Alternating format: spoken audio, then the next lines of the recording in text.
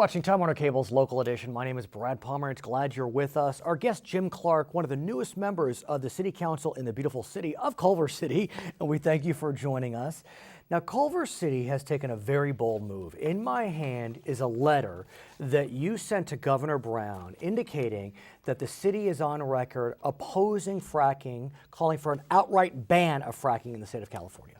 Yes, it's a ban until such time as the agency at the state that's responsible for developing regulations issues those regulations. Why?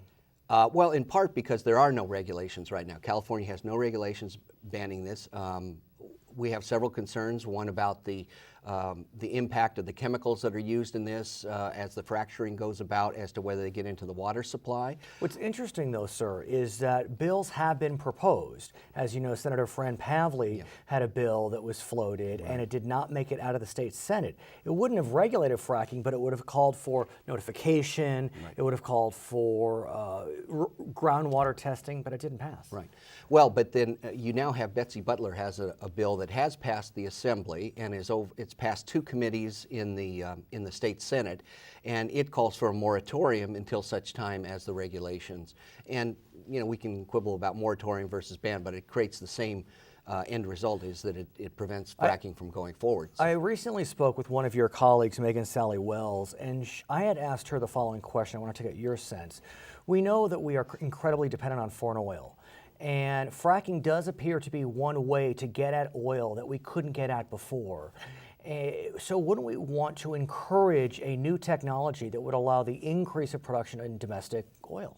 As long as it's safe for the environment and safe for public health. And you know, the Inglewood, what's different about this is the Inglewood oil field, of which Culver City is a part of it, is the largest urban oil field in the United States. So it has an impact on hundreds of thousands of people in terms of, again, water supply. It sits on a 7.4 earthquake fault. We don't know whether fracking can stimulate earthquakes, accelerate those things. So what is the delay then in regulations? I mean, California is not known for being an anti-regulatory state. One would think that we could get some regulations on the books. Well, there's been fracking has existed for about 60 years, but not the kind of fracking that they're now talking about, which is this high volume, pressurized fracking, millions of gallons of water that go into it. It's generally the fracking that has occurred in California has occurred out in rural areas where it hasn't had an impact upon the people that live around in the area. But this is the first time really where the oil company now wants to do fracking within the urban environment. What I'm wondering though is, shouldn't this be a federal question? It seems as if the Fed should be dealing with this issue, not so much state by state. Well, it's different in state by state. I mean, there's been a lot of horror stories about what's been going on in Pennsylvania, Ohio, New Jersey, but they have different geologic conditions there that are although they've had earthquakes recently that no one expected they could ever have. Right. But is that because of fracking?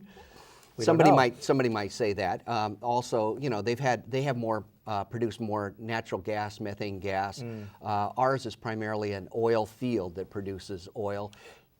And it is under the jurisdiction because the state agency does have the responsibility right now for determining that when they do drill an oil well, that the casings of the oil well can resist the pressure that's there. Now, Governor Brown recently, I think, traveled to Kern County. It was in March, and he said he wanted to look into this very issue.